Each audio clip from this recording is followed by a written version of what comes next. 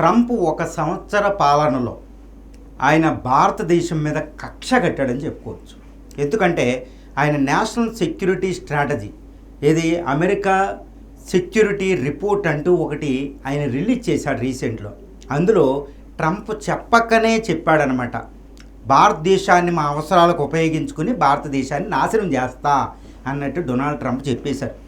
ఆయన రెండవసారి పదవిలోకి వచ్చిన కాలం జనవరి 20, 2025. ఫిబ్రవరిలో మోడీ గారు వెళ్ళి వాషింగ్టన్ డీసీలో ఎవరిని డొనాల్డ్ ట్రంప్ని కలిసినప్పుడు ఇద్దరం ఒక సంయుక్త స్టేట్మెంట్ ఇచ్చారు. భారతదేశంతో నేను మొట్టమొదటిగా ట్రేడ్ డీల్ చేసుకోబోతున్నానని ట్రంప్ చెప్పారు. కానీ అదంతా మోసం.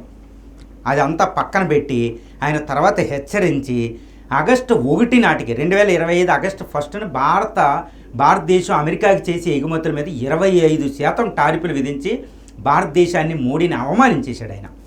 ఆ టైంలో ఆపరేషన్ సింధూరు అప్పుడే ముగించుకుని ఉన్నాం. భారత విపత్కర పరిస్థితుల్లో ఉంది, చైనాతో పోటీలో ఉంది. కానీ అమెరికాని నమ్ముకుని ఉన్నాం. అమెరికా ఫ్రెండ్షిప్ మనకి చాలా మంచిది అనుకున్నాం. కానీ ఆయన మోసం చేసి పడేశాడు. మోడీని ఫ్రెండ్ అంటూనే ఎనిమిగా ట్రీట్ చేశాడు ఆయన. అందుకే ఆగస్టు 1న 25% టారిఫ్లు విధించి మళ్ళీ ఆగస్టు 27వ తారీఖు ఇంకో 25% పెంచి 50% టారిఫ్లు, ప్రపంచంలో ఒక శత్రు చైనా మీద కూడా లేని విధంగా అత్యధిక టారిఫ్లు విధించిన దేశం బ్రెజిల్తో పాటు 50% టారిఫ్లు విధించి భారతదేశాన్ని నేను శత్రువుగా చూస్తున్నానని చెప్పాడు. అంటే ట్రంప్ రెండోసారి అధికారంలోకి వచ్చాక ఆయన ఇండియాని నాశనం చేయడానికి సిద్ధపడ్డాడు అనేది ఒక భారీ స్కెచ్తో ఉన్నాడని మనకు తెలుస్తుంది. తర్వాత టెర్రరిస్టులను ప్రమోట్ చేస్తున్న పాకిస్తాన్ అసీం మున్నీర్ని ఆయన వైట్ హౌస్లో రెడ్ కార్పెట్ వేశాడు. వేసి ఒక ఫెయిల్డ్ స్టేట్తో భారత ప్రధాని అక్కడ రమ్మన్నారు ట్రంప్ మోడీని. ఎక్కడ కెనడాలో ఆ రోజు G7 సమ్మిట్కి అటెండ్ అయి ఉన్నారు జూలైలో నరేంద్ర మోడీ గారు. అసీం మున్నీర్ వైట్ హౌస్లో పెట్టుకుని అసీం మున్నీర్తో మాట్లాడదు కానీ రా అని. హూ ఈజ్ అసీం మున్నీర్ అండి? ఒక ఫీల్డ్ మార్షల్, ఒక ఆర్మీ జనరల్తో ఏ ప్రోటోకాల్ మీద ఈయన అసీం మున్నీర్ని అక్కడ పెట్టాడు?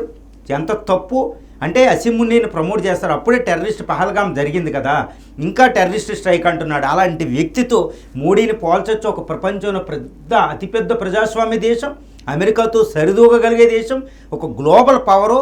అలాంటి దేశంతో పాకిస్తాన్తో డీహైపనైజ్ అయింది, మళ్ళీ హైపనైట్ చేశాడు.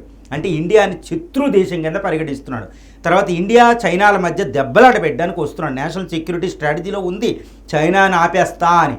తర్వాత ప్రపంచంలో అమెరికాను దాటగలిగే ఏ దేశాన్నైనా నాశనం చేస్తానండి. మరి అన్ని రిపోర్ట్ల ప్రకారం Standard Poor's, Moody's, Nomura, World Bank, OECD అన్ని రిపోర్ట్ల ప్రకారం కూడా ఇండియా అమెరికాని 2045, 50ల మధ్య అమెరికా ఆర్థిక వ్యవస్థను దాటబోతున్నాం.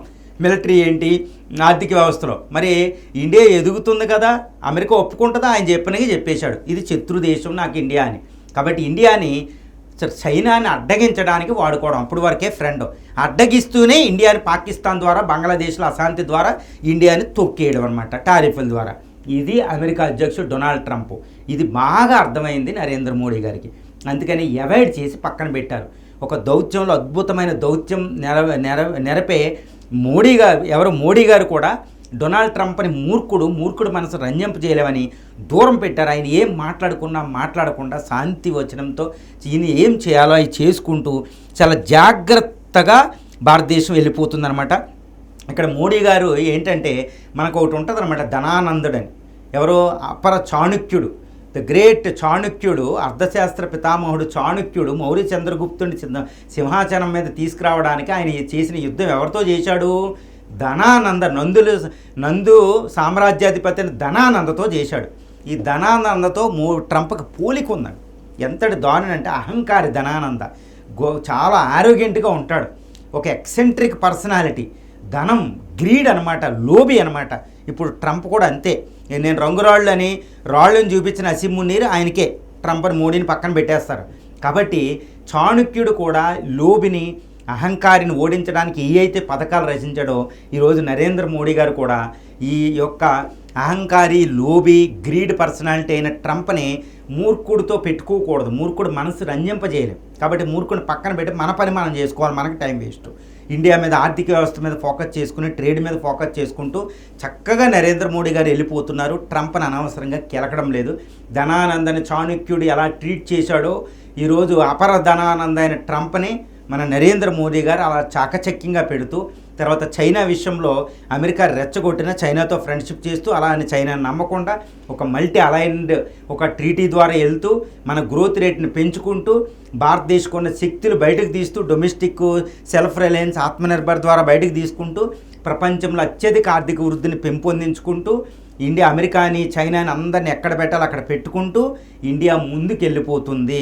కాబట్టి ఒక అద్భుతమైన దౌత్య విధానం మోడీది. ఈరోజు సంవత్సర పాలన పూర్తి చేసుకున్న డొనాల్డ్ ట్రంప్తో వచ్చే 3 సంవత్సరాలు ఇంకా చాలా జాగ్రత్తగా ఉండాలనేది మనకి ఇక్కడ అవగతం అవుతుంది.